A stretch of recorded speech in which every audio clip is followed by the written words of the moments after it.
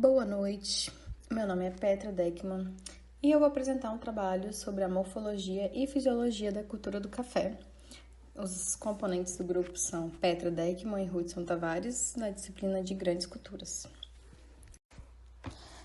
Então, vou começar falando um pouco sobre a introdução do café no Brasil.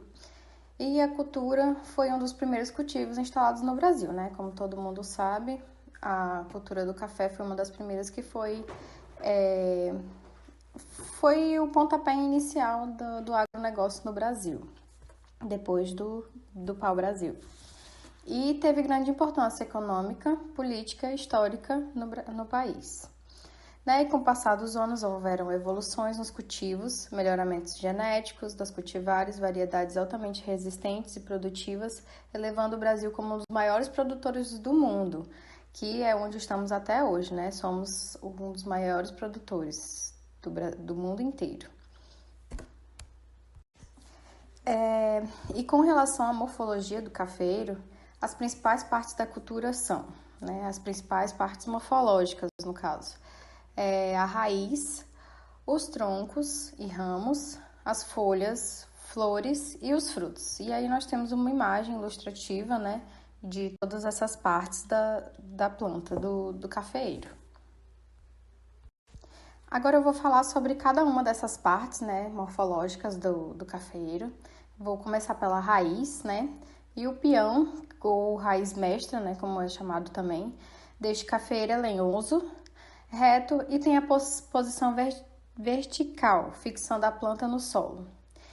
E dessa raiz saem outras raízes oblíquas e destas, em maior número, saem também raízes laterais, que caminham paralelamente ao solo e são providas de raízes capilares.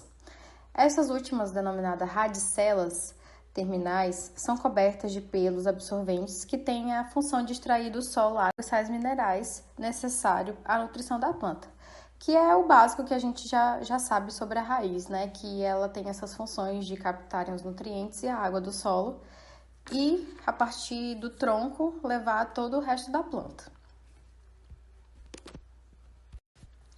E com relação aos troncos e ramos, o tronco do cafeiro tem mais ou menos 8 a 10 centímetros de diâmetro. A função do tronco, como já sabemos, é a de sustentar a planta e distribuir a seiva para todo o resto da planta, levar os frutos, as folhas e até as flores anteriormente do fruto, para que possa haver a fecundação e todo aquele processo do nascimento do fruto. E diretamente do tronco saem os galhos primários e destes os galhos secundários, dos quais saem finalmente os terciários. Do tronco saem galhos verticais que procuram repetir a forma da planta adulta, porém quase não produzem frutos e são denominados de galhos ladrões. As folhas do cafeiro são de pecíolo curto, de forma oval e alongada e em geral de uma cor verde escura. As folhas possuem de 9 a 12 partes e nervuras que formam um ângulo de mais ou menos 45 graus com a nervura principal. Aí nós temos uma imagem ilustrativa desse modelo de folha. Ela é um pouco diferente das folhas normais, Ela tem umas verrugas ao redor dela. Já as flores do cafeiro, ela em números de 4 a 16 são encontrados nos ângulos dos ramos laterais. As flores são brancas, de aroma agradável. O botão floral é verde e antes de abrir fica branco. O cálice é pequeno e está colocado sobre o ovário. Aí nós temos uma imagem das flores com alguns frutos verdes ao redor dela, E a corola tem a forma de tuba e termina em 5 pétalas. Os estames, que é o órgão masculino, em número de 5, estão na parte superior da corola e apresentam ainda antenas, que ali nessa imagem dá para ver direitinho todas essas partes que eu estou falando. O pistilo, que é o órgão feminino, é um estilete saliente, terminado por 2 lobos estigmatíferos, e o ovário é esférico e tem 2 lojas. Eu me chamo Hudson e vou dar continuidade sobre o trabalho. Eu vou falar agora sobre os frutos. O fruto é o ovoide e tem duas sementes. De início, ele é verde, passando depois ao amarelo, avermelhado, conhecido também como vordoengo, ao vermelho vivo, que é o vermelho cereja, e também passando ao vermelho escuro, para finalmente escurecer totalmente ao chegar ao ponto de passa, quando ele vai ficar bem avermelhado e um pouco mais murcho.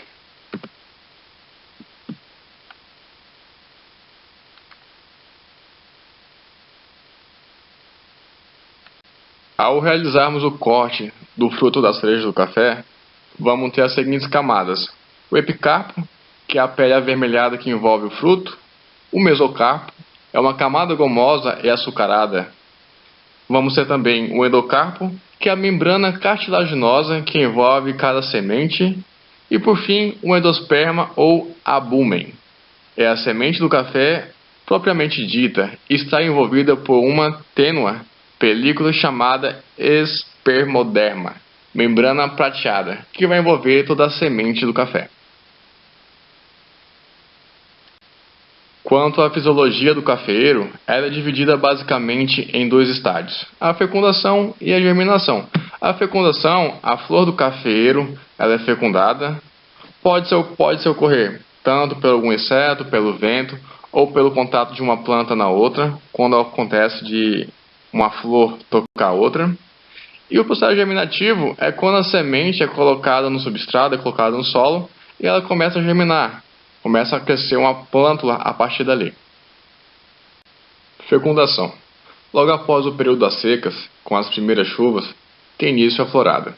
Esse período dura de 2 a 3 dias, porque as flores não abrem todas ao mesmo tempo, elas abrem gradativamente.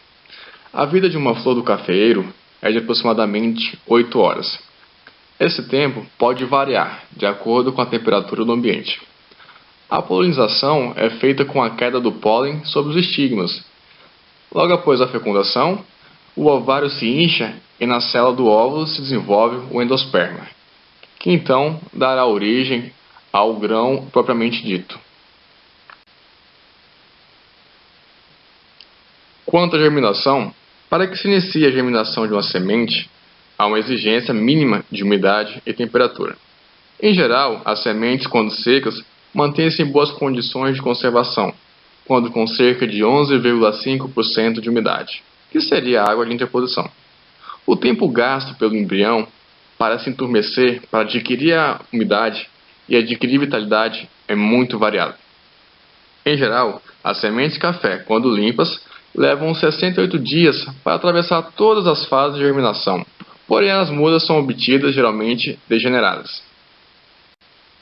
Chegamos à devida conclusão que, com o passar dos anos, a cultura do café vem evoluindo gradativamente, com variedades altamente produtivas, tolerantes a pragas e doenças, altamente adaptáveis às variações climáticas.